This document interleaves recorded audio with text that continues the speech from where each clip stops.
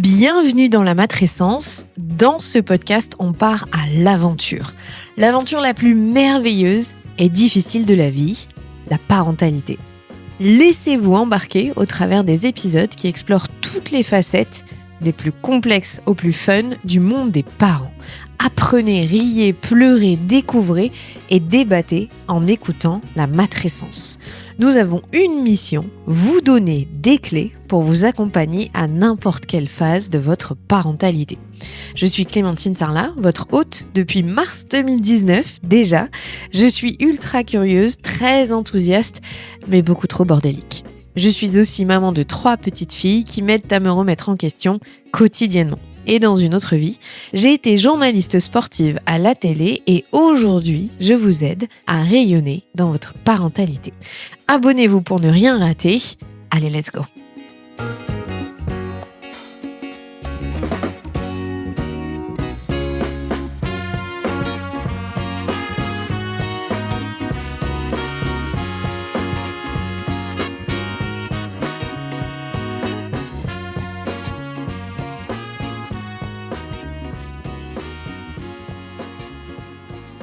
Tes parents ont fait de leur mieux, c'est bon, passe à autre chose. Vous avez peut-être déjà entendu cette phrase de la part de votre entourage ou de membres de votre famille.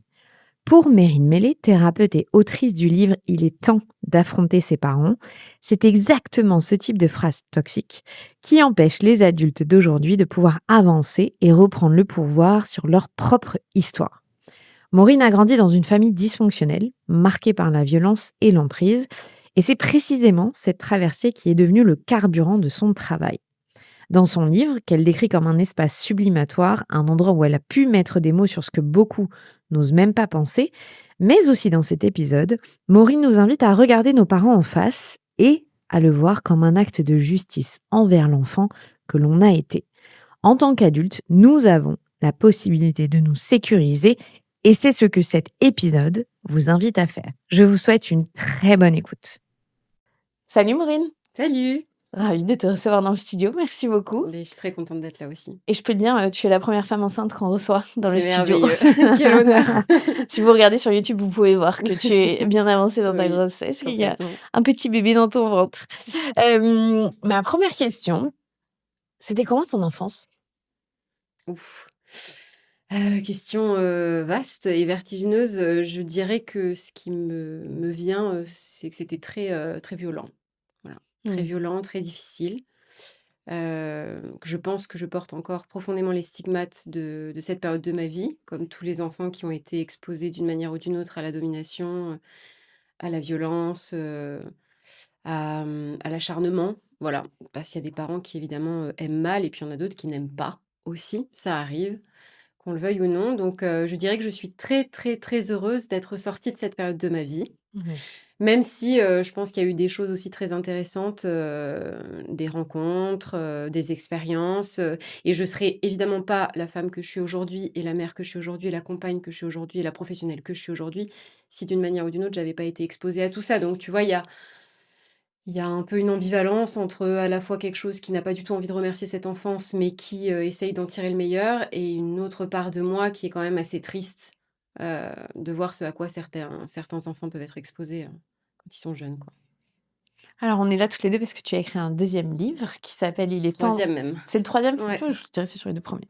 Il est temps d'affronter nos parents, braver les non-dits, s'affirmer avec lucidité, assumer l'adulte que nous sommes. Donc, je vous le montre si vous regardez sur YouTube. Qu'est-ce qui t'a donné envie d'écrire ce livre, là, maintenant, sachant en plus que tu portes un petit bébé, sur ce thème d'affronter ses parents? Bah alors, pour la petite histoire, hein, j'avais pas du tout prévu d'écrire sur cette thématique-là, ça ne m'avait absolument pas traversé l'esprit. Et en fait, c'est mon éditrice qui a un peu plus d'1 an a perdu quelqu'un voilà, de son entourage, un parent. Et du coup, bah, au décès de son parent, moi, je lui ai écrit un mail. Semble-t-il avec une certaine précaution, puisque je ne connaissais pas le lien direct qu'elle avait avec ce parent. Donc j'ai dû, d'une manière ou d'une autre, tourner dans mes phrases, faire quelque chose qui a déclenché chez elle l'impulsion de: «Tiens, c'est marrant, tu es la seule parmi toutes les personnes qui, voilà, m'ont présenté leurs condoléances, qui a eu cette attention-là ou cette vigilance-là». Et elle me dit: «Du coup, j'ai réfléchi et est-ce que tu crois pas qu'il y aurait quelque chose à aborder autour de, la relation à nos parents une fois adultes. Et moi, à ce moment-là, j'étais, je pense, pas prête parce que moi, j'écris beaucoup en étant déclenchée, en étant activée. J'avais beaucoup déposé par rapport à la porte d'entrée qui avait été le couple, notamment dans mon premier livre, Quand le couple répare, et donc une partie de ma famille.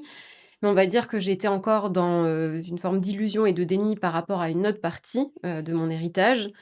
Et du coup, je m'en sentais ni capable, ni la force, ni l'impulsion, quoi. J'étais pas activée, donc je lui dis: «Bah non, franchement, ça me demanderait beaucoup, beaucoup d'investissement émotionnel étant donné que je me sens pas, voilà, je me sens pas là, en ce moment, en tout cas particulièrement, actionnée dans ce levier-là». Elle m'avait dit: «Bah laisse décompter, mais je pense que tu as beaucoup de choses à dire». Bon, de toute façon, les éditeurs, éditrices, ils voient, tu vois? Ils perçoivent des choses que nous, on perçoit pas encore.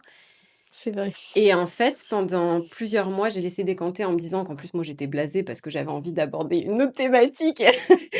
Et du coup, j'avais un peu pris un stop, mais gentiment, mais en me disant: «Bon, là, tu pars dans tous les sens, enfin, voilà, il faut recadrer, c'est pas assez posé et tout», ce qui était vrai, en fait, en soi, parce que c'était pas le moment. Et il s'est passé un événement que je décris dans mon livre. Notamment, il s'est passé un événement, du coup, il y a bientôt 1 an et demi, mais quasi 1 an jour pour jour avec le moment où j'ai rendu le manuscrit de Il est temps d'affronter nos parents, où mon fils était concerné, du coup, dans cet événement. Et cette fois-ci, c'était plus tant moi qui subissais ou qui était tributaire, si tu veux, de manière directe, de comportements que moi j'estimais être affligeants de la part de parents ou de grands-parents, parce qu'à partir du moment où on a du pouvoir, on a des responsabilités sur les plus jeunes. Là, c'était mon fils qui était directement, voilà, sur le banc de touche. Et si jusqu'à présent, il l'avait été plus ou moins de manière, indirecte, là, ça a été tellement frontal que je n'ai pas pu faire autrement, pour moi, que de renoncer à l'illusion que je maintenais jusqu'à présent pour l'enfant en moi, Mmh. au nom de l'amour que je portais à mon fils. Et ça a été le déclencheur de ce livre puisque j'étais tellement révoltée, en colère, j'étais en plus avec mon mec à ce moment-là, enfin, ça a pris des proportions assez dingues, proportions qui n'avaient jamais été prises à l'échelle de mon histoire du côté de cette partie-là de ma famille, où tout avait toujours été très lisse, très, tu vois? Semblait parfait, quoi, tu vois? Un peu la photographie, parfaite, que du coup j'ai écrit le sommaire, le lendemain même, du livre. Je l'ai envoyé, à mon éditrice, elle m'a dit: «C'est parti». Ah Et ouais, du tu as eu coup, le poum! là, tu as Bah, été là, j'étais déclenchée. activée, là, j'étais déclenchée, j'avais plein de choses à dire. Et Finalement, c'était un mal mais pour un toujours, bien. enfin, de toute façon, moi, que ce soit, les livres ou mes textes sur les réseaux, enfin, peu importe, j'ai énormément besoin de créer. Enfin, on va dire que l'écriture, c'est, un espace sublimatoire pour moi pour transmuter, toutes les émotions que j'arrive pas à drainer de manière générale, qui sont plus inconfortables. Ma première question concernant ce livre, c'est pourquoi est-ce qu'on a si peur d'affronter nos parents? Tu vois, c'est quelque chose d'un peu universel quand même, Mmh. même si c'est pas dans l'agressivité, mais, le fait de peut-être avoir peur de faire mal. Enfin, tu vois, on a toute une forme plus ou Mmh. moins, Mmh. grande Mmh. de se dire, «Ouais, mais c'est mes parents». Je pense qu'on les aime, déjà, profondément et malgré nous. Je pense que l'enfant en nous aime profondément ses parents et a un besoin viscéral de protéger l'image parentale, parce que l'enfant en nous a besoin de croire en l'idée d'un bon parent, parce que c'est, indispensable pour sa survie psychique, parce qu'il est pas du tout en mesure de prendre son indépendance émotionnelle, affective, spirituelle, symbolique, financière quand il vit avec ses parents. Donc le seul moyen qu'il a finalement, dans les familles notamment dysfonctionnelles ou maltraitantes, hein, bien sûr, je parle pas des familles suffisamment bonnes, mais le seul moyen qu'il va avoir, le seul recours qu'il va avoir finalement, c'est de s'incriminer lui-même ou de se remettre en question lui-même en permanence et de devenir plus ou moins l'infirmier de la pathologie de ses parents, quelle qu'elle soit, pour pouvoir maintenir ce lien dont il est profondément dépendant. Et je pense aussi qu'il y a un enjeu plus systémique, c'est-à-dire Mmh. il y a ce qui se passe dans notre relation à nos parents qui est assez intrinsèque et qui, je pense, on pourrait tant l'expliquer que ne pas l'expliquer.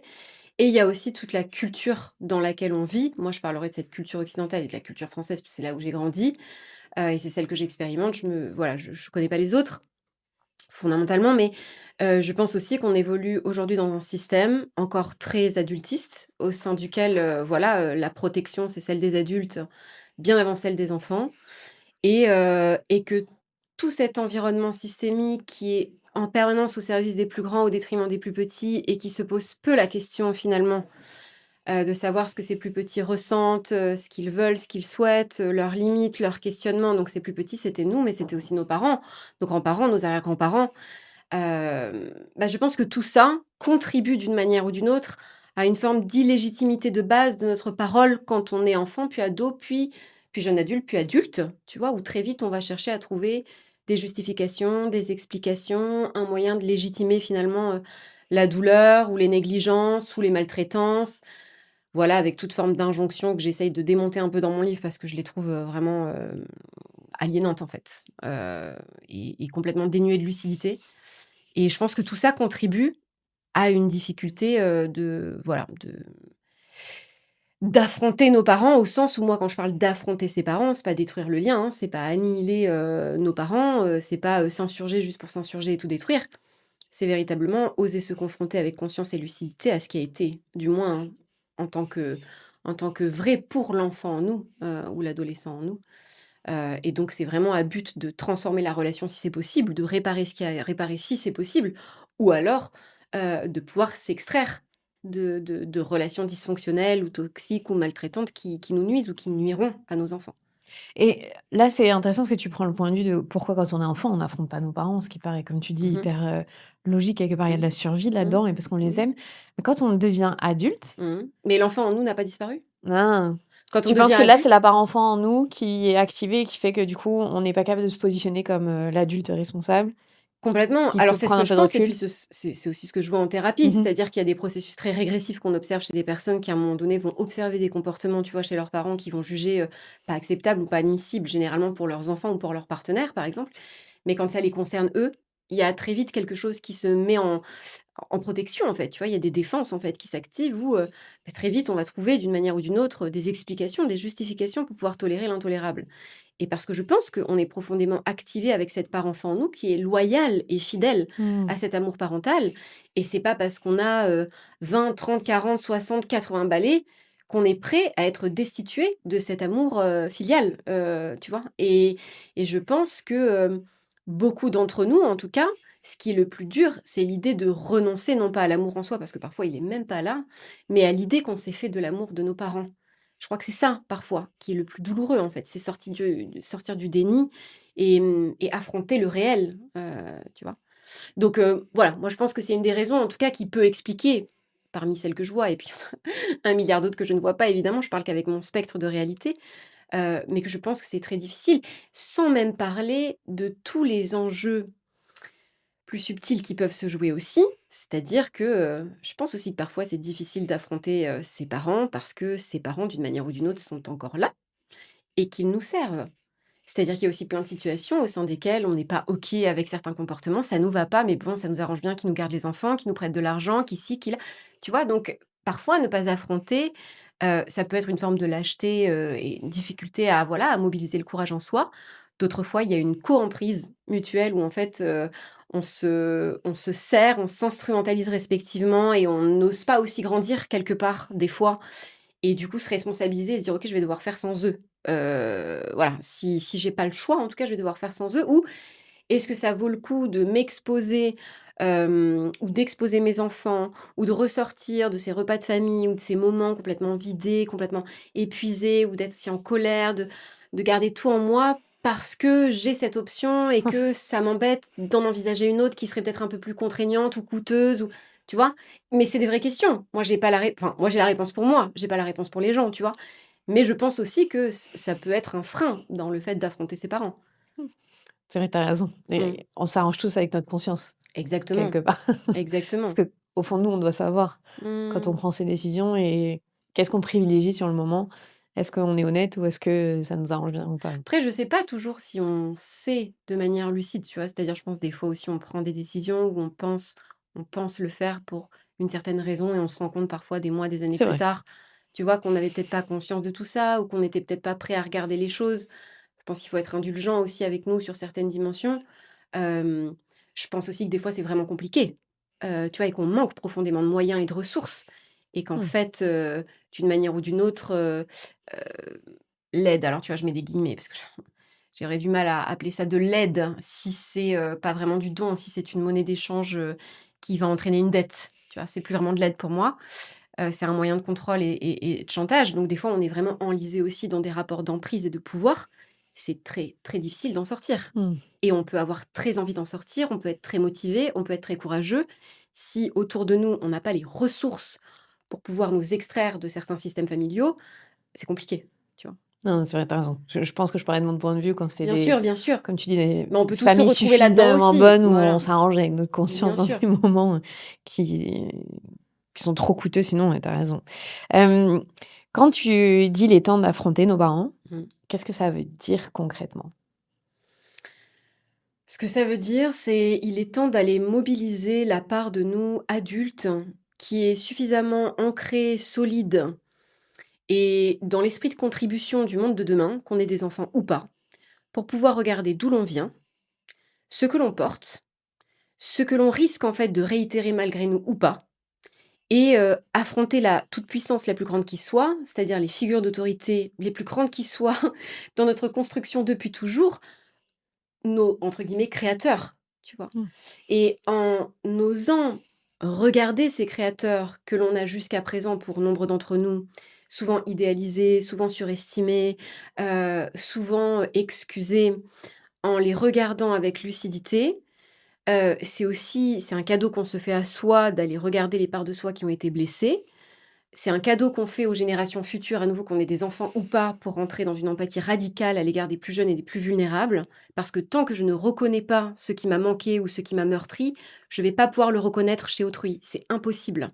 Soit je vais rentrer en résistance, soit je vais reproduire, soit je vais répéter dans l'extrême inverse. Mais donc du coup, je vais pas forcément être dans une forme de juste milieu qu'on n'a jamais vraiment. Mais tu vois on peut tendre vers ce juste milieu-là. Et donc, c'est un moyen de se responsabiliser au nom des générations de demain. Enfin, en tout cas, moi, c'est comme ça que je le sens, puisque, en tout cas, l'impulsion qui m'a fait, moi, affronter mes parents, pour la première branche, je dirais, ça a été mon fils, quand j'ai accouché de mon enfant. Et la deuxième branche, ça a été à nouveau mon fils, mais j'étais enceinte quand j'ai commencé à rendre ce manuscrit. Et finalement, bah, c'est comme si ça avait permis aussi la naissance de cet être que je n'aurais jamais envisagé, qui en plus est une petite fille. Donc c'est très intéressant aussi symboliquement, en tout cas dans mon histoire, dans mon héritage.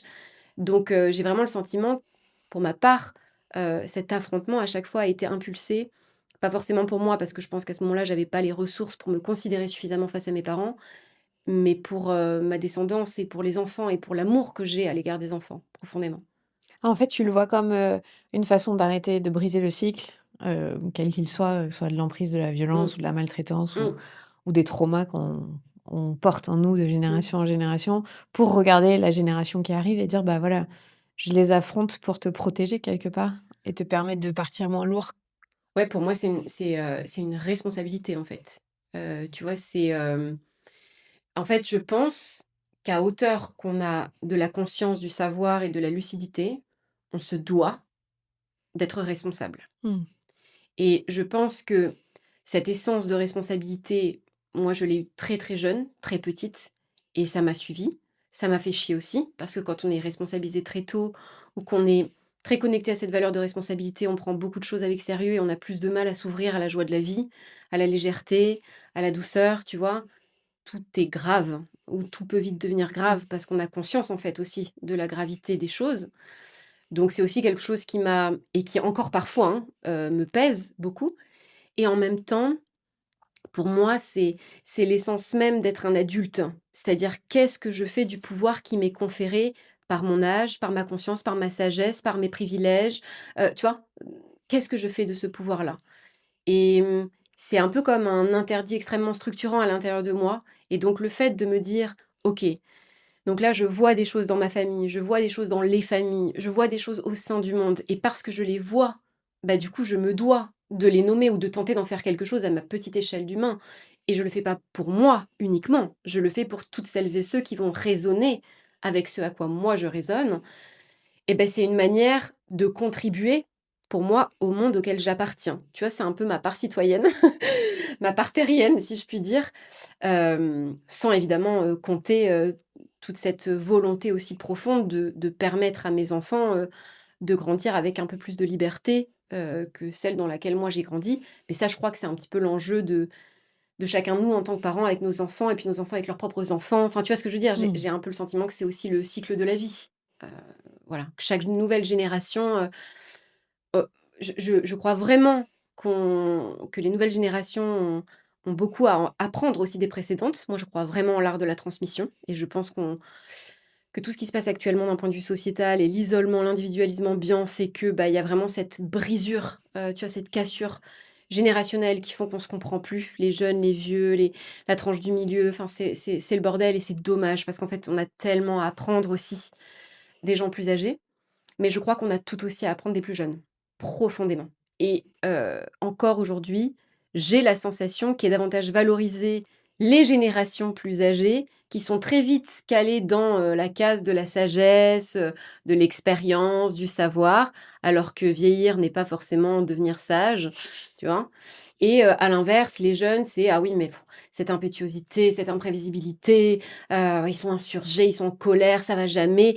Mais il y a quelque chose d'extraordinaire, en fait, là-dedans, tu vois? Il y a quelque chose d'extraordinaire dans cette indomptabilité, dans cette révolte, dans cette souveraineté. Enfin, on a tellement à apprendre d'eux aussi dans ce qu'ils voient et que nous, on voit pas encore, en fait. Enfin, ils sont déjà connectés au monde dans lequel on vit. Nous, on est déjà largués, en fait. Tu vois? Ils ont les codes. Donc je crois qu'on aurait beaucoup à apprendre, mutuellement les uns des autres, ça, c'est sûr.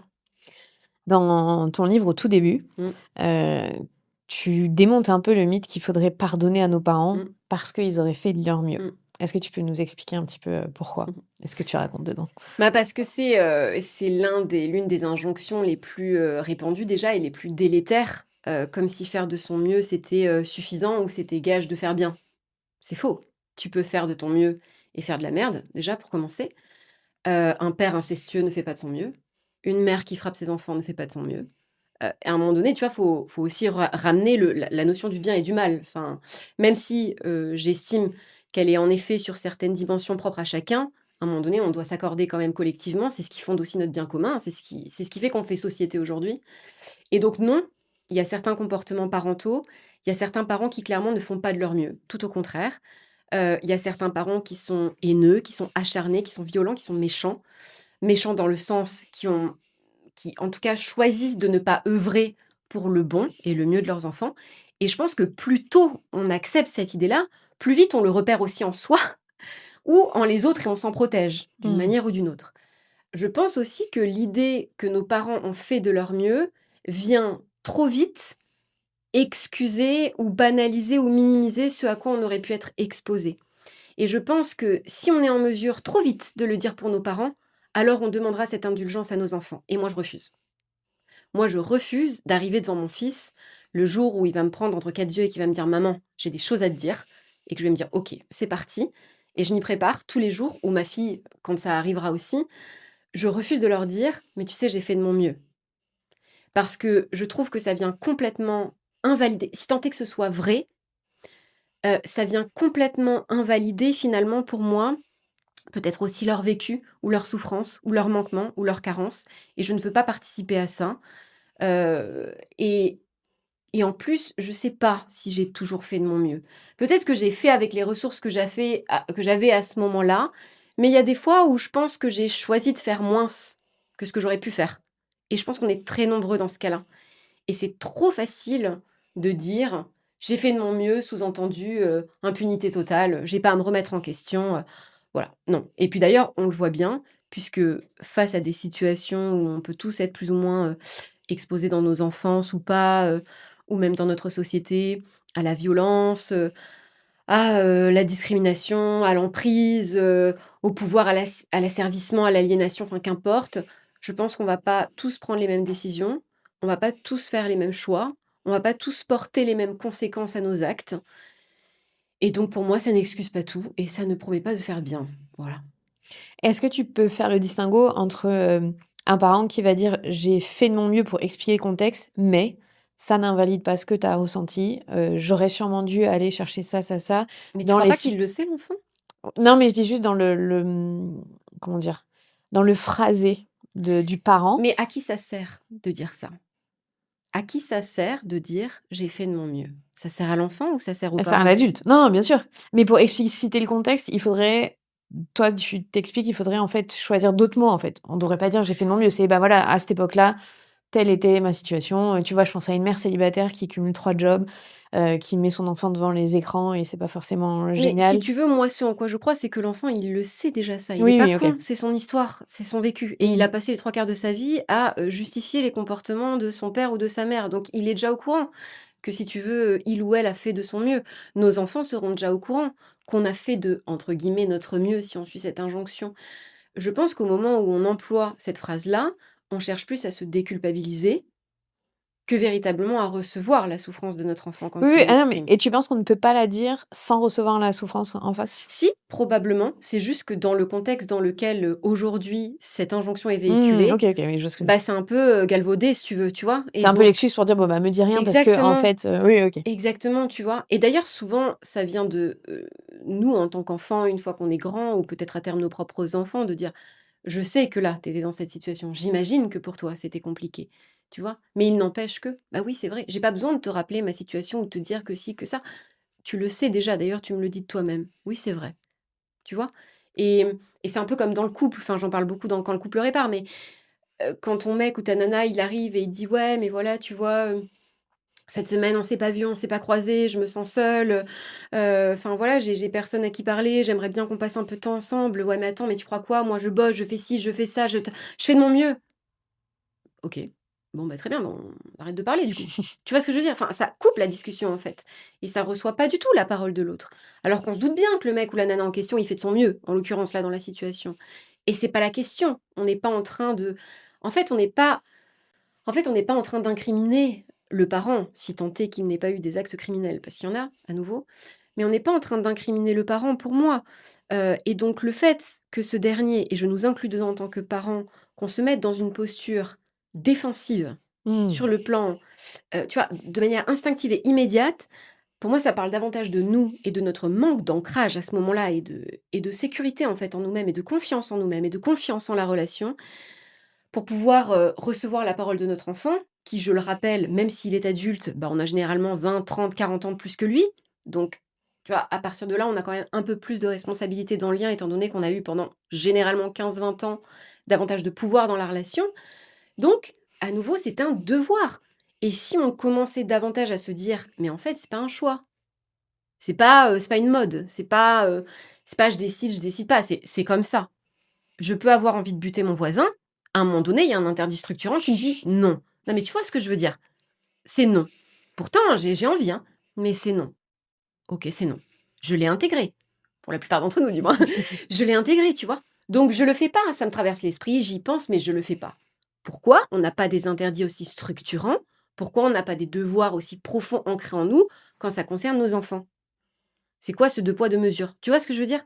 Moi, c'est ça que je questionne. C'est ça qui plus va me chercher, tu vois? Va me révolter, d'un point de vue sociétal. Mmh. Toi, tu définirais comment ta relation, à tes parents quand tu étais enfant? Parce que tu l'as dit tout à l'heure qu'il y avait beaucoup de violence. Est-ce que tu as été une enfant qui a jamais été écoutée, qui a jamais, Non, déjà, moi, la complexité, c'est que j'ai grandi dans une famille recomposée et un week-end sur 2 dans une autre famille recomposée. Donc, en gros, j'ai eu 4 parents, on va dire. Donc, 2 parents qui se sont séparés très tôt, mon père et ma mère et 2 beaux-parents, si tu veux, mais qui ont, quand même eu, je pense à mon beau-père de l'époque, qui a eu une place centrale dans ma vie, qui est l'homme avec qui j'ai grandi et qui m'a élevée et qui pour moi vraiment a représenté, enfin un père et même encore aujourd'hui, tu vois? Là, j'ai fait l'effort de dire: «Je pense à l'époque à mon beau-père», alors que encore maintenant à 32 balais, ça m'arrive, si j'en parle avec mon mec ou quoi, de dire mon beau-père, tu vois? Donc il y a quelque chose qui n'est pas pleinement actualisé à certains moments et du coup, je dirais que, en fait, la complexité de ma relation à mes parents, c'est que si ça avait été que de l'horreur, ça aurait été beaucoup plus simple. Parce que du coup, j'aurais facilement pu classifier ces relations, de, monstrueusement monstrueuses et donc il y a pas d'autre mot, tu vois? C'est réglé, c'est calé, c'est boum. La complexité, c'est que bon, j'ai eu un parent, un homme avec qui j'ai grandi, qui lui était profondément instable psychiquement, qui était extrêmement violent, extrêmement pervers. Et qui, je pense, a projeté sur moi toutes les souffrances de sa propre enfance, parce que d'une manière ou d'une autre, je devais beaucoup lui ressembler dans le caractère Et donc tout ce qu'il a pas pu traiter de sa propre vie, c'est venu, se raviver très fort avec ce que moi je venais activer à mon insu. Et donc quelque part, il a fallu me dresser, me soumettre, Mmh. comme lui avait été, dressé et soumis. Donc ça, c'est une relation qui a été extrêmement déstructurante pour moi sur le plan psychique, voilà, qui a fait beaucoup de dégâts, dont j'ai mis beaucoup de temps à me remettre et qui encore actuelle sévit sur, différents aspects. J'ai grandi avec une mère enfant, qui pour le coup la fameuse phrase, «On fait de notre mieux» collerait parfaitement à la situation. C'est ce qui fait que paradoxalement, même si j'ai eu beaucoup, beaucoup de colère à l'égard de ma mère, malgré moi, hein, je vois aussi, ce qu'elle porte et ce qu'elle ne peut pas voir, en fait. Les points morts, ces absences de lucidité, sur certaines dimensions qui font que, je ne peux pas demander à quelqu'un, qui n'a pas conscience de certaines choses, d'avoir des responsabilités à l'égard des choses dont il n'a pas conscience, tu vois? Alors que l'homme avec qui j'ai grandi, pour moi, il avait parfaitement conscience de ce qu'il faisait. Tu vois la nuance? Donc dans un cas, on est vraiment pour moi au service de la destruction et dans un autre cas, on est maltraitant à son insu ou Mmh. négligent à son insu. Incapable de protéger. Oh pardon, Pardon, excuse-moi, vas-y. incapable de protéger en effet.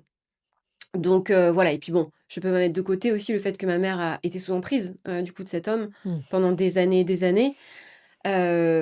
Donc tout ça fait que, on va dire que voilà, c'est cette complexité-là, et de l'autre côté, j'ai eu un autre parent du coup, qui pour moi a gardé un petit peu le bon rôle du parent et qui s'est contenté, de faire, son taf parental, de manière un peu, comment on dit, quand on a un taf à mi-temps? Voilà, à mi-temps, en récupérant un petit peu, je pense, les bons côtés du parent. Voilà, les bons moments, c'est facile, on va en vacances, voilà, mais où il y a eu, pour moi, un profond abandon, le fait de ne pas avoir été protégée aussi non plus, hem, alors qu'il y avait conscience, hein, de tout ce qui était en train de se passer, de tout ce qui était en train de se jouer. Donc pour moi, c'est grave, c'est tout aussi criminel et complice, en fait, hein, de ne pas assister son enfant qui est en danger, en fait, hein, vraiment pour sa vie. Puis moi, c'est vraiment aller loin. Donc Tu es dans la violence physique? alors pas tant dans la violence physique, mais dans la menace, que je finisse par mourir. Mmh. Voilà, moi, c'était clairement enfin, d'avoir, ma mère a appelé à plusieurs reprises, voilà, mon père pour lui dire, enfin, j'ai peur qu'il la tue». Et donc quand on en est à ce niveau de n de non-investissement, en tout cas du danger, ou ce niveau de déni, pour moi, c'est un acte qui est grave, tu vois? Alors, c'est pas le même acte que celui qui menace de passer à l'acte ou celui qui passe à l'acte, mais il y aurait pas autant de féminicides à mon sens, il y aurait pas autant de violences faites sur les femmes s'il y avait un peu moins d'hommes, lâches, en fait, tu vois? Et oui, il y a des fous, oui, il y a des mecs qui n'ont pas du tout intégré et intériorisé les limites. Oui, il y a des tout-puissants, mais il y a aussi beaucoup d'hommes bien et bons qui sont juste des gros lâches, en fait, tu vois? Et qui ne se positionnent plus, en fait, et qui, du coup, ne protègent pas aussi les enfants, les femmes, eux-mêmes, leurs collègues, leurs potes, qu'importe, hein, tu vois ce que je veux dire? Et ça, on en parle moins alors que c'est aussi une réalité. Et donc voilà et donc c'est cet autre couple parental, en tout cas, que je voyais moins, dans lequel il y avait une autre forme de violence, qui était moins, hem, qui était moins vomi de manière aussi exubérante, qui était moins harcelante, qui était moins, destructrice en ce sens-là, par contre qui était extrêmement conditionnelle et qui était, voilà: «Tu es la gentille petite fille, tu as des bonnes notes, tu te comportes correctement, tu fais bien ce qu'on te dit, sinon tu dégages». Voilà. Sinon, l'amour c'est fini, le soutien économique c'est fini, le fait de croire en toi c'est fini. Tu vois? Donc c'est pas pour moi, c'est pas le même enjeu, mais c'est de la violence dans les 2 cas, en fait. Par quoi on commence quand on veut, en tant qu'adulte, commencer à affronter nos parents? C'est une bonne question. On commence par lire mon livre. Non, je déconne. C'est vrai. Non, non, c'est une bonne question. Par quoi on commence? Je pense pas qu'il y ait de réponse universelle. Je Mmh. pense que c'est un cheminement très personnel, Mmh. très singulier. très propre à chacun et par état de fait, du coup, personne va prendre ce bout de chemin par le même endroit. Ce qui est sûr, c'est que une des premières choses, à mon sens, qui me paraît fondamentale dans cette dimension-là, c'est le fait de se faire accompagner. La thérapie, pour moi, c'est le truc qu'on ne peut pas éviter, d'une manière ou d'une autre dans sa vie et alors d'autant plus quand ça concerne nos parents. Parce que même si on essaye de se remettre en question, de réfléchir sur soi, d'observer la situation avec, une place un peu de métacognition, en prenant de la hauteur sur la situation, on a des angles morts, nos proches ont des angles morts, notre mec, notre nana, nos frères, nos sœurs, nos voilà, enfin qu'importe, qu'une personne formée et compétente n'a pas. Elle en a aussi, hein, mais pas sur les dimensions sur lesquelles nous on est activés, au niveau de la loyauté. Donc la thérapie, ça me paraît être la première étape indispensable. Hem, Autre étape qui n'est pas forcément d'ailleurs la seconde, j'ai dit la première étape, la thérapie, mais voilà, on a bien compris que c'était, pas forcément dans l'ordre, c'est le fait d'être soutenu et d'avoir des ressources. Je ne pense pas, que j'aurais été en mesure d'affronter mes parents comme je l'ai fait, si j'avais pas un homme auprès de moi, en qui j'ai profondément confiance, qui est une ancre dans ma vie, qui m'apporte énormément de soutien, de sécurité, de présence. Je ne pense pas que j'aurais pu le faire aussi sans, ma psy notamment, qui m'accompagne depuis des années aussi, ou sans des amis, tu vois? Donc je pense que le fait d'avoir une situation relationnelle et affective stable, on n'a pas besoin d'avoir 10 personnes autour de nous, mais une, 2 personnes déjà, c'est énorme. Le fait d'être dans aussi une situation où je suis autonome, Mmh. c'est-à-dire que, ce qui m'a permis d'affronter, mes parents, ça a été aussi d'une manière ou d'une autre, d'être dans une situation, professionnelle, financière, politique, psychique, émotionnelle, plus ou moins autonome et indépendante, tu vois? Donc bien sûr qu'il y avait des enjeux de loyauté, bien sûr que, d'une manière ou d'une autre, il y avait de l'emprise en plus, hein, sur certaines dimensions aussi. Hem, mais j'avais suffisamment, d'espace de liberté psychique, si je puis dire, pour pouvoir prendre ce risque en tout cas et m'exposer à cet affrontement, avec tout ce que ça pouvait, évidemment entraîner et tout ce qui pouvait en découler puisque je pense pas que ce soit la même chose d'affronter des parents suffisamment bons et d'affronter des parents immatures, dysfonctionnels, voire maltraitants. Ça donne pas les mêmes résultats. Tu vois ce que je veux dire? Donc voilà, la situation dans laquelle on se trouve impacte aussi beaucoup notre capacité ou pas à pouvoir, les affronter. Hem Et puis je pense aussi il faut une impulsion et il faut, Un petit il f déclencheur. il faut un déclencheur, il faut une impulsion et souvent c'est ce que je dis en thérapie aux couples ou aux personnes que j'accompagne en solo, où tu as des gens, ils ont une capacité d'endurance en fait, et c'est pas du tout un signe de force. Pour moi, c'est plutôt un signe d'hyperadaptabilité en fait. Mmh. Ce sont des gens qui sont complètement hors sol avec leurs propres limites, et qui ont des limites qui sont devenues extensibles, voire complètement annihilées et du coup qui n'ont plus le souci d'eux-mêmes et de leur intégrité.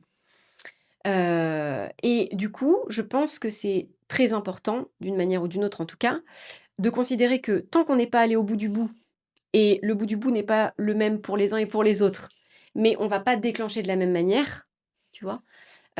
C'est pour ça que dans une fratrie, on va pas forcément se raconter la même histoire, déjà parce qu'on n'a pas eu les mêmes, relations avec nos parents, on n'a pas eu la même place, donc on n'a pas eu la même enfance, mais au-delà de ça, on va pas forcément être activé par les mêmes choses et on n'a pas le même niveau de tolérance, évidemment, de ce qui est activé vis-à-vis de nos parents.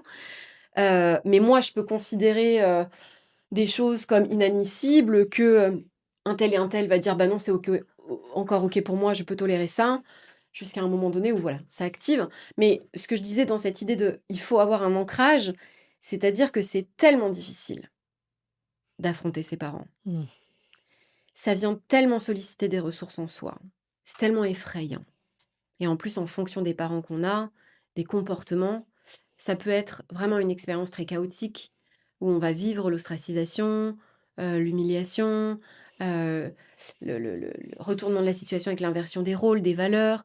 Ça peut être très, très, très éprouvant que si on n'a pas un pourquoi je fais ça, profondément ancré, qui a du sens. Je le fais pour mes enfants, je le fais pour le monde, je le fais pour la petite fille en moi, je le fais pour, mon mec, pour mon couple, peu importe. Si j'ai pas un pourquoi je fais ça profond et ancré, je peux vite rebrousser chemin. tu vois? Donc quand c'est dur, il faut se rappeler de pourquoi pourquoi on est là et pourquoi on a pris cette décision-là et pourquoi ça a du sens. Voilà, quel sens je mets au fait de d'affronter ces personnes-là dans ma vie et je peux les affronter sans nier l'amour que je leur porte d'ailleurs, hein, si je les aime. D'ailleurs, c'est peut-être aussi parce que je les aime que je me dois au nom tiens, j'ai fait un lapsus magnifique, que je me noie, mais que je me dois au nom de la relation de ne pas me noyer par amour pour eux. Tu vois? Et c'est ce qui va d'ailleurs nous permettre, je pense aussi dans toutes nos relations, de ne pas nous noyer Mmh. aussi. Donc, dans notre couple, heu, avec nos amis, avec des collègues de travail, avec nos frères et sœurs, peu importe en fait. Parce que aujourd'hui, et c'est ce que je dis dans mon livre, on s'insurge en disant: «Ouais, les couples toxiques, mais regardez le couple, machin, faut plus accepter ci, faut plus accepter ça» et c'est très bien. Mais on continue d'accepter des trucs complètement aberrants avec les gens qui nous ont élevés et on s'étonne de le retrouver dans nos amitiés, dans nos couples, avec, nos collègues de boulot, avec notre supérieur hiérarchique. On est étonné avec nos gouvernements. «Oh là là, c'est trop bizarre!» mais non, mais attends, mais en fait, tu as juste pas traité l'origine, tu as juste traité le symptôme. Donc l'origine, elle est toujours là, ça va juste se déporter ailleurs. Tu vois ce que je veux dire? Donc ce parallèle, moi, je le fais beaucoup avec nos gouvernements et avec notre manière, en tout cas, dont on a ou pas de se positionner justement face à l'autorité clairement abusive sur le plan, actuel, en tout cas actuellement pour moi, clairement abusive de, ceux qui sont censés, «nous gouverner», entre guillemets et servir notre mieux, alors qu'ils passent leur temps à servir leurs propres intérêts personnels, à notre détriment évidemment. Et bah, ça, c'est clairement ce qu'on retrouve dans les familles toxiques, dans les familles dysfonctionnelles, dans les familles maltraitantes. Et vu que, bah, c'est quand même une grande partie, qu'on le veuille ou non, de la population, parce qu'il y a juste à regarder, en fait, il y a à peine 50-100 ans, comment on traitait les enfants au nom du bien et Alice Miller a extrêmement bien, développé sur le sujet, pour constater, en fait, les dégâts dans lesquels les enfants de chaque génération ont grandi jusqu'à la nôtre, qui est quand même l'une des premières générations qui taffe autant sur elle, tout en élevant des enfants. Tu vois ce que je veux dire? Donc je pense qu'à un moment donné, voilà, on peut expliquer beaucoup de choses, mais qu'est-ce qu'on fait de ce qu'on voit? Voilà, Mmh. c'est toujours ça. Enfin, moi, je reviens toujours à ça. Donc voilà, un pourquoi très ancré pour, au moment de quand la tempête est là, ou quand on doute, ou quand on se dit: «Putain, mais pourquoi j'ai pris cette décision de merde?» et ben, on se rappelle de pourquoi ça a du sens et qu'est-ce qu'il y a derrière probablement. Voilà. Parce que tu l'as dit, c'est très coûteux et le danger qu'on Mmh, perçoit, hein, l'enjeu derrière, c'est potentiellement de perdre le lien, bien ce sûr. qui est extrêmement difficile, Mmh, parce qu'on est câblés pour chercher le lien bien sûr. et pour être, on est des animaux des êtres sociaux. Ça, c'est un des premiers dangers qu'il peut y avoir, c'est, donc l'exclusion, Mmh, c'est le fait que tout le monde vienne s'acharner sur mmh, soi. Ça peut avoir des enjeux, véritablement forts, en fait, mmh. quand même, d'affronter, son parent. Mais alors, c'est tout à fait juste ce que tu dis parce que à nouveau, le fait d'affronter ses parents et on n'a pas tous les mêmes parents, mais ça nous expose Mmh. à être rejetés de l'entité familiale, à être bannis, à être ostracisés de du système originel, d'où l'on vient et ça, c'est une angoisse qui est, abyssale chez tout être humain. Il faut vraiment imaginer que pour qu'un enfant, même une fois adulte, hein, prenne la décision de couper avec son parent, de mettre de la distance avec son parent, de ne plus parler à son parent, c'est au prix de sa propre vie. C'est-à-dire qu'il est allé au bout du bout du bout du bout du processus. C'est le dernier recours.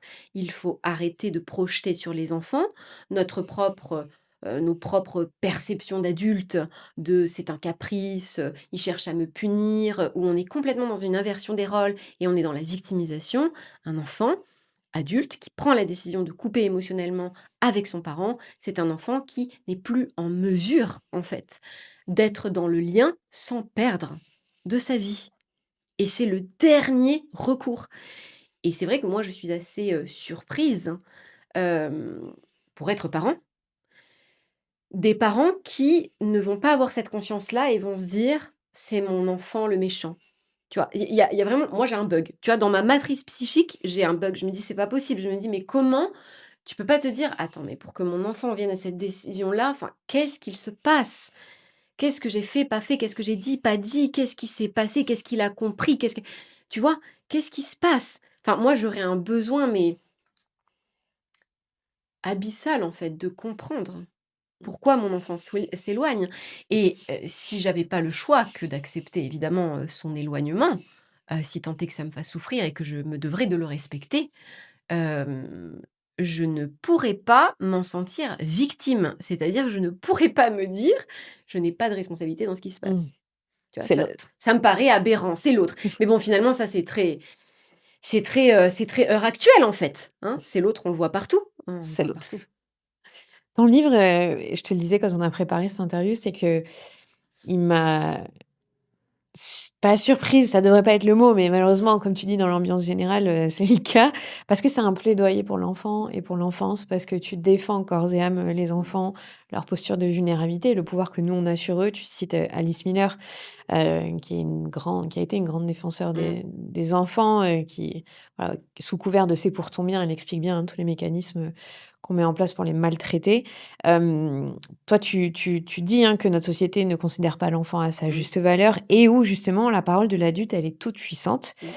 Pourquoi est-ce que justement ça pose un problème dans le fait de réussir à s'affirmer face à eux, à nos Tu parents? veux dire plus tard, une fois qu'on est adulte? Mmh.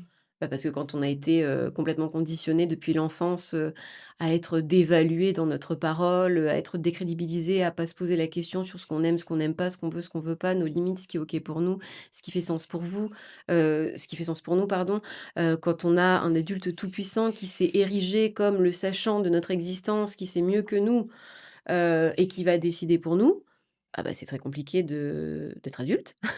C'est très compliqué de se responsabiliser, c'est très compliqué de se faire confiance. C'est très compliqué de se croire. C'est très compliqué de se voir, déjà, puisque j'ai été vue en permanence, non pas pour ce que j'étais, mais pour ce que mon parent acceptait de voir de moi ou pas. Mmh. Donc, finalement, je me vois au travers de tes yeux à toi. Donc, je me vois partiellement, je me vois biaisée, je me sens pas, je me touche pas, je me connais pas, je me reconnais pas. Il y a presque une forme de d'incestuel psychique, tu vois? Dans ces dimensions-là, avec le parent tout-puissant, justement, qui ne laisse pas cet espace de liberté à l'enfant d'expérimenter son être, en fait, indépendamment du parent et je crois que ça fait des adultes complètement paumés, mais complètement paumés, qui ne sont plus en mesure de savoir ce qui est bon ou pas pour eux, qui ne sont plus en mesure de solliciter leur esprit critique et de se poser les bonnes questions, qui ne Mmh. sont plus en mesure de défier la toute-puissance que va représenter actuellement l'État, mais qui ne sont plus en mesure aussi de se poser des interdits structurants pour pas faire de la merde ou pour pas, tu vois, devenir dangereux pour les autres aussi, hein. Parce que à hauteur que je trouve que l'État est ultra, autoritaire, mais dans le sens de l'autoritarisme en fait, hein, é écrasant, aliénant et infantilisant, bah, parce que, bah, ceux qu'on contrôle le mieux, c'est les enfants. Donc autant garder des enfants, des adultes enfants, voilà. Ce sera que meilleur pour tout le monde. C'est un peu la même chose finalement dans l'autre sens, quand on n'a pas été non plus en mesure, de protéger ses enfants avec, de la contenance, avec des cadres, avec des règles, avec des limites qui sont structurantes, qui élèvent aussi l'enfant. Ça va dans les 2 sens, bien sûr et donc ça donne des adultes qui ne sont pas en mesure finalement de s'affirmer, de se faire confiance, de rencontrer l'altérité et la différence dans l'altérité et on le voit très bien aujourd'hui, c'est impossible de débattre avec des gens qui sont pas d'accord avec nous. Aujourd'hui, on passe notre temps à pointer du doigt le mec en face qui pense pas comme moi et on va lui dire: «C'est le diable, c'est le mauvais, c'est le méchant, c'est le fou, c'est la folle, c'est le truc». Mais waouh! Quelle simplicité d'esprit, mais c'est sûr que ça va plus vite. Ça va plus vite de cartographier gentil, méchant. Voilà, ça c'est fait, c'est dans la boîte. Mais parce qu'on ne nous a pas appris à dialoguer aussi, au sein même de nos familles, à s'engueuler autour de la table en disant: «Je suis pas d'accord». Non, c'est: «Tu pas d'accord, mais tu sais pas toi. Tu sais pas». Moi, je vais t'expliquer. Moi, parent sachant, grand tout, je sais. Je vais te dire. Ou mais n'importe quoi. Mais ne pas ouais, puis alors les générations de nos parents, c'était carrément on parle pas à table, tu vois? Mmh. Voilà.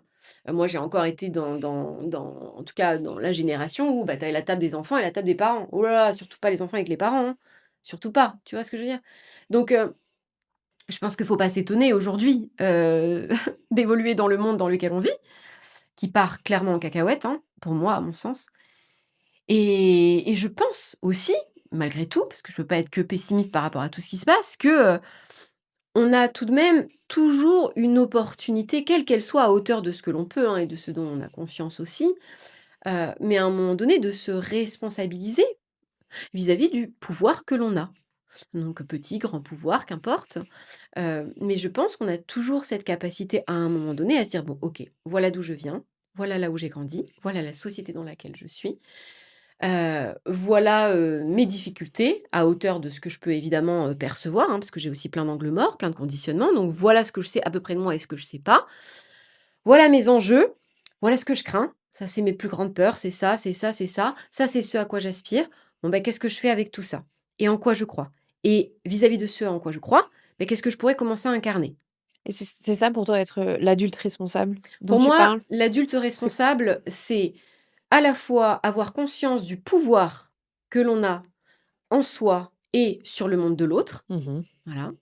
C'est avoir le sens, donc la conscience en lien avec ce pouvoir, parce que je peux avoir beaucoup de pouvoir et être complètement à côté de mes pompes, hein. C'est ce que font donc des parents, par exemple, maltraitants. Ils ont beaucoup de pouvoir, mais ils ont aucune conscience. Du coup, ça donne beaucoup de dégâts. Donc, je dois avoir de la lucidité. Je dois m'éveiller. Mais je dis je dois. C'est une injonction. C'est un devoir. Parce que j'ai du pouvoir. Je ne peux pas juste me contenter de me dire je fais un enfant et puis advienne que pourra, on verra bien. Enfin, moi, je suis pas d'accord avec ça. Clairement, ça m'offusque. Non, ça ne veut pas dire être parfait, hein, loin de là, hein. On va faire de la merde, mais c'est sûr. Mais je sais que j'ai un enfant. Bah attends, mais déjà, comment je vais pouvoir mettre un minimum de conscience sur mon histoire, sur ma vie, d'où je viens, sur mon transgénérationnel, sur là où je grandis, sur la société, enfin voilà, conscience, lucidité, éveil, ouverture d'esprit, je m'informe, je suis curieux, j'écoute des avis divergents, je construis ma perception du monde. Pouvoir, conscience, responsabilité. Parce que conscience et pouvoir offrent l'opportunité de la responsabilité. Je me dois d'être à la hauteur du pouvoir qui m'est conféré. Je me dois. Un peu comme Spider-Man, un grand pouvoir implique de grandes responsabilités. C'est comme ça. Je me dois, c'est un devoir. Donc, j'ai des responsabilités à hauteur de mon pouvoir et en tant qu'adulte, face au cœur d'un enfant, je me dois de me poser des limites et des interdits structurants pour le bien de cet enfant, pour le bien de notre relation et pour le bien de notre société. Et enfin, la notion de contribution. Et pour moi, l'adulte responsable, il est aussi intégré dans cette conscience collective, dans cet esprit de contribution, comment je mets au service ma conscience, mon pouvoir, ma responsabilité du bien commun. C'est pas que pour moi que je le fais. C'est pas que pour mes enfants. C'est pas que pour ma lignée. C'est aussi le bien commun. C'est aussi la terre. C'est le monde. C'est la planète. C'est les animaux. C'est les êtres vivants, humains comme non humains. Tu vois ce que je veux dire? Donc c'est l'adulte responsable, c'est celui qui n'a pas peur, je le développe beaucoup dans Quand le couple répare, c'est celui qui n'a pas peur de se remettre en question, c'est celui qui n'a pas peur de se poser des questions, c'est celui qui n'a pas peur d'entrer en confrontation, c'est celui qui va chercher d'une manière ou d'une autre toujours à apprendre, c'est celui qui est en capacité de mobiliser ses ressources psychiques pour élaborer sa pensée et pas juste être dans un raisonnement binaire, mais c'est aussi celui qui va être en mesure d'entendre les loyautés de l'enfant et la colère souveraine du jeune adulte en colère. Tu vois, de cette partie de nous aussi, qui parfois est plus insurgée, qui déborde, qui vomit, qui est plus immature, qui a du mal à se contenir, tu vois? Et c'est celui qui va tenter, parmi toutes nos facettes, moi j'en développe 3, mais j'imagine qu'il y en a plein d'autres, tu vois? Il y a plein de nous en nous et qui va essayer en fait d'écouter plus ou moins tout le monde pour tenter de faire justice.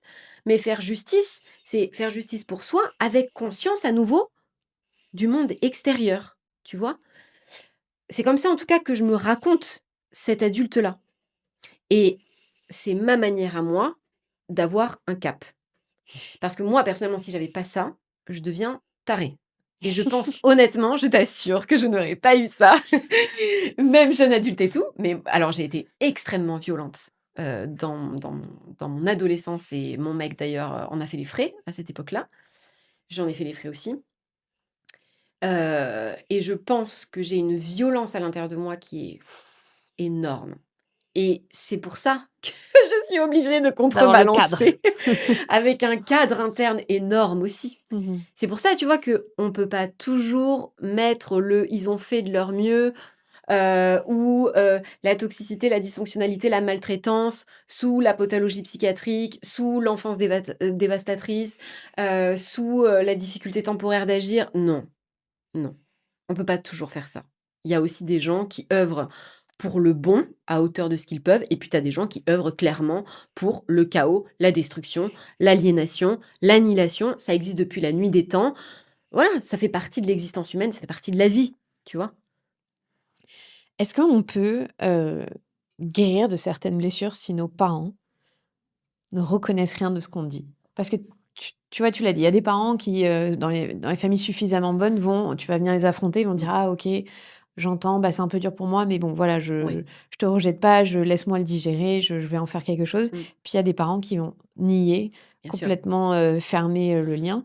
Est-ce que du coup on peut, sortir grandi de ça? Quand on n'a pas la réponse qu'on attend en face? Alors moi, j'en suis convaincue, très honnêtement, et c'est ce que je développe évidemment dans mon livre «Il est temps d'affronter nos parents». Il y a toute la partie, bon, comment on fait si on peut réparer avec eux? Mais il y a aussi toute la partie comment on fait quand on peut pas réparer avec eux? Et parmi les parents avec qui on peut pas réparer, bah, il y a un champ des panels, ça peut être un parent qui vraiment en effet, voilà, ne se responsabilise pas, refuse de reconnaître en tout cas ce qui a pu se passer, ni la réalité. Ça peut être un parent, qui est complètement abandonniste aussi, hein, et démissionnaire finalement de la relation et qui va juste se contenter de dire de manière un peu plus lâche et passive: «Oui, bah, qu'est-ce que tu veux? C'est passé. Bah, c'est passé. C'est Voilà, vrai. je peux plus rien faire, c'est comme ça, c'est oui».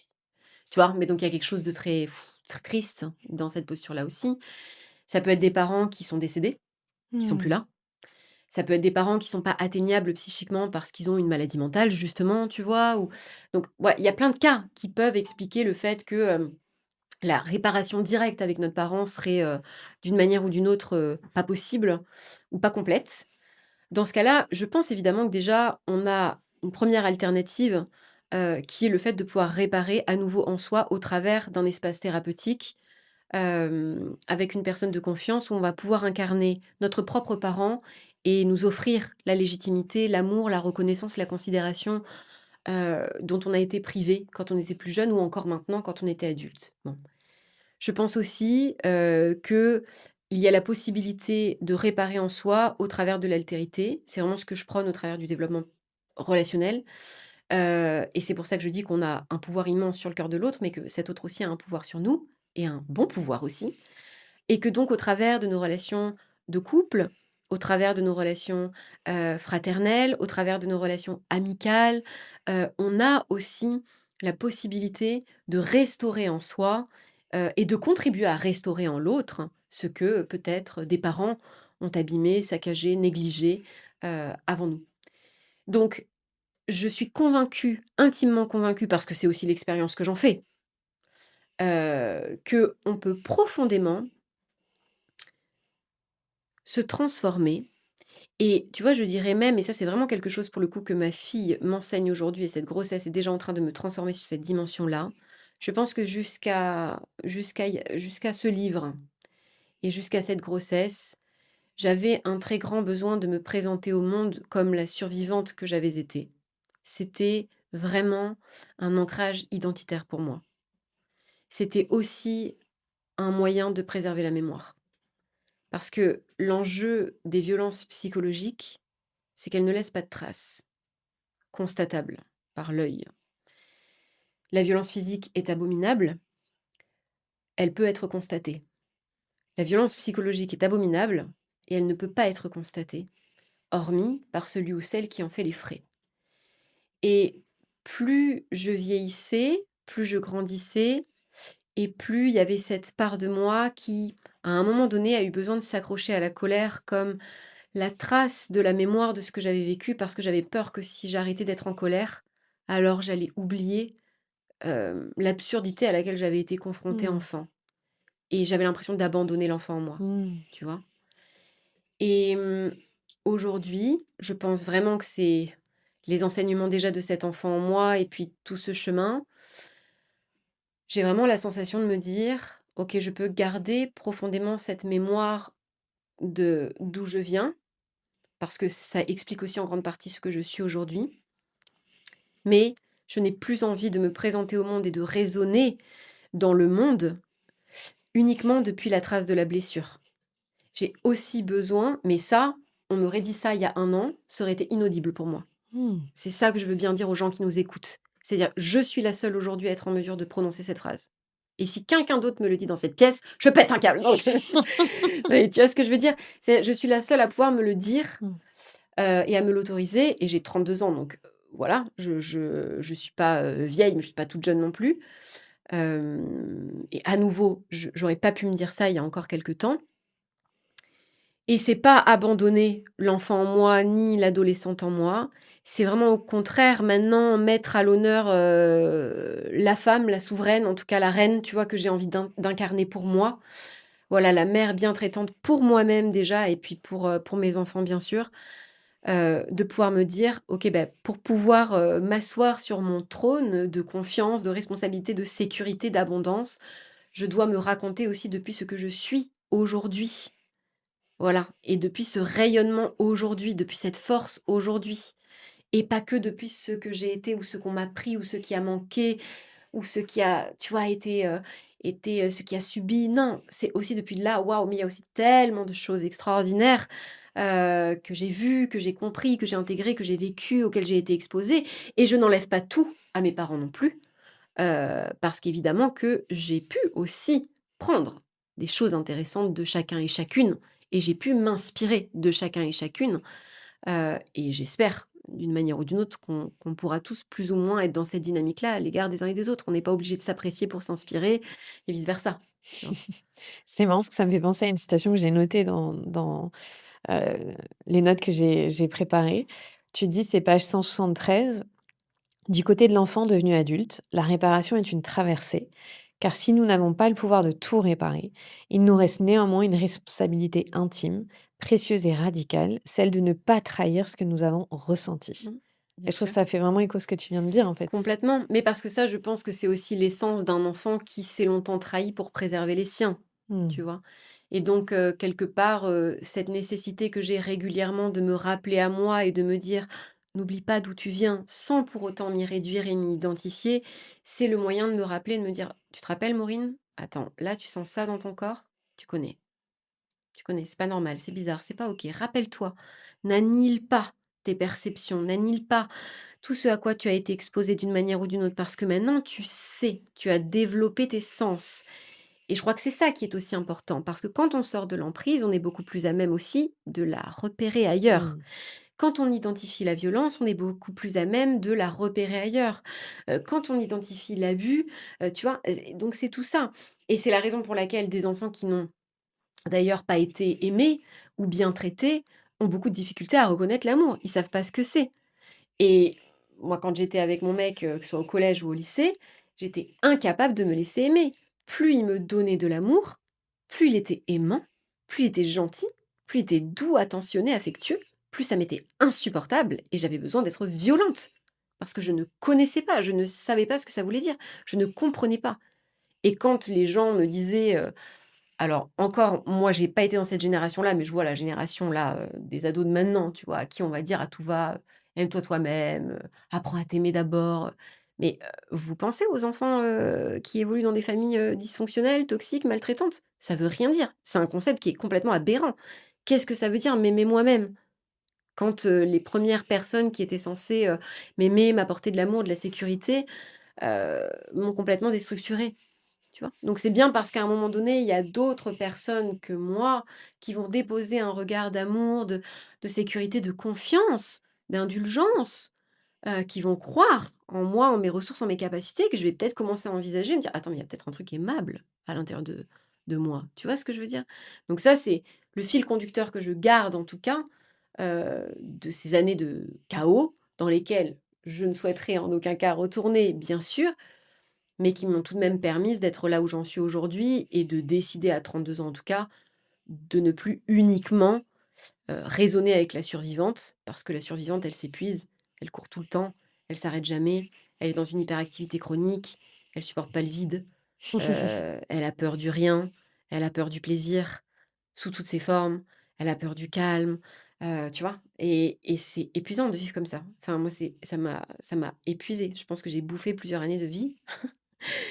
Et du coup, je me dis: «Non, mais peut-être qu'il est temps de se poser et peut-être qu'on peut aussi prendre la voie plus facile», tu vois? Et des fois, je me fais ces petits challenges dans ma tête où je me dis: «OK, option A, difficile, effort, Option B, facile, tranquille. Moi, j'ai eu tendance pendant des années à aller dans l'option difficile parce que je me disais: «Beh, voilà, faut s'éprouver dans la vie, faut faire des efforts. C'est comme ça qu'on a de la valeur, c'est comme ça qu'on est fort, qu'on est solide, qu'on est quelqu'un». Et maintenant, je me dis: «OK, quelle est l'option la plus, larvée, la plus flemmarde, la plus tranquille, la plus douce pour moi-même? Je vais choisir celle-là, c'est celle qui me challenge le plus, mais finalement, chez moi, c'est celle qui me fait le plus grandir aussi». Mmh. C'est parfait d'avoir un bébé là, parce que le postpartum Alors c'est parfait, c'était très challengeant. Mais oui, du coup, va c'est t'obliger à choisir l'option B. ah mais ça, c'est sûr, c'est certain, c'est certain. Et si je résiste un peu, t'inquiète pas qu'elle me le rappelle du coup, hein. Est-ce que, pour terminer un peu cette interview, est-ce que tout le monde a intérêt à aller affronter ses parents ou est-ce qu'il y a des situations où il ne faut pas y aller parce qu'il y a une raison pour être un danger ou autre? Ah, alors, c'est une très bonne question. La première des choses que j'ai envie de dire, c'est que on affronte ses parents à partir du moment où on estime que ça a un intérêt. Mmh. Donc, pour répondre à ta question, non, tout le monde n'a pas d'intérêt à affronter ses parents au sens de, les confronter avec lucidité, si déjà on est dans une relation, de lucidité suffisamment bonne, dans laquelle on se parle, on se dit les choses, enfin, tu vois ce que je veux dire? Donc, dans Oui, mais ce ça veut dire qu'on cas-là les affronte quotidiennement de manière, exactement, sereine. exactement. L'autre cas aussi, c'est que, si je me sens pas prêt ou pas prête, si j'y mets pas de sens, ça ne sert strictement à rien. Ça va être totalement contre-productif. Si j'y vois pas de sens, bah, je vais pas y aller avec les yeux de la lucidité, donc je vais pas vraiment les affronter et c'est que, bah, d'une manière ou d'une autre, la vie n'a pas fini de m'enseigner avant que je puisse ouvrir les yeux. C'est qu'il est pas encore temps pour moi. Hem et si d'une manière ou d'une autre, je j'ai pas les ressources à nouveau autour de moi pour pouvoir y faire face, ça peut être plus dangereux qu'autre chose de déclencher quelque chose sans être prêt ou prête, parce qu'il faut être prêt ou prête, aux conséquences de l'affrontement.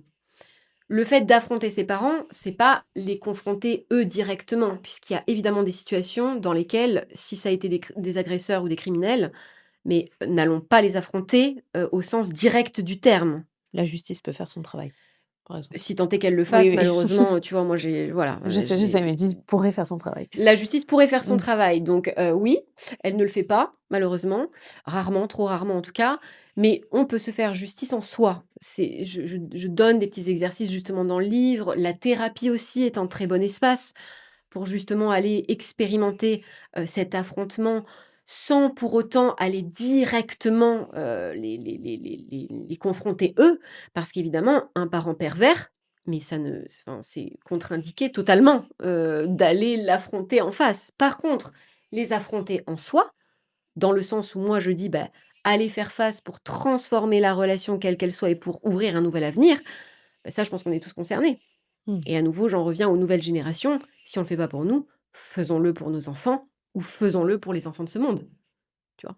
Par responsabilité pour le monde qu'on lèguera aux futures générations, ne serait-ce que par ça, en fait.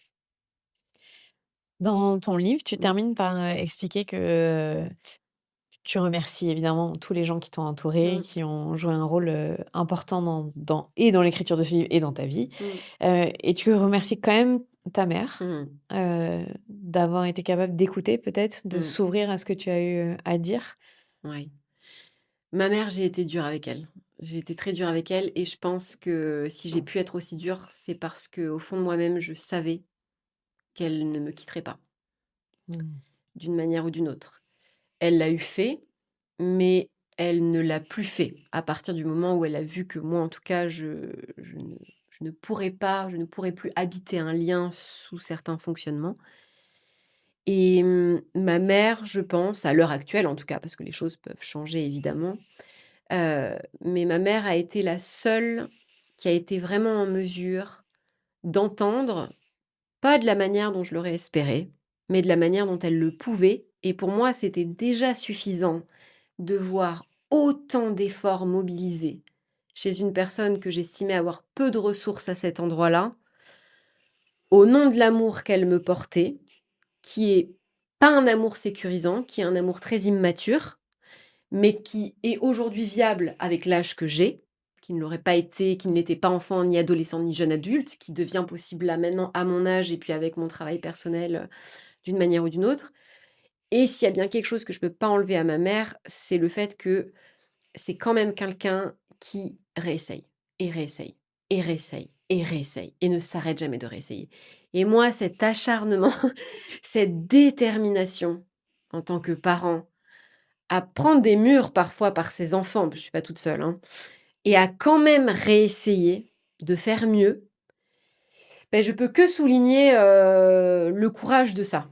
Voilà et c'est en ce sens que, elle a, mon respect évidemment, pas sur tout, mais sur ça et c'est aussi parce que je sens, à quel point elle est limitée sur certaines dimensions et qu'elle ne peut pas me donner plus, qu'elle est à son maximum en fait, que je veux saluer aussi ça et que je veux honorer aussi, cette dimension-là et c'est là où c'est important de bien comprendre que mon livre n'est pas du tout là pour que l'on cesse d'être indulgent à l'égard de nos parents.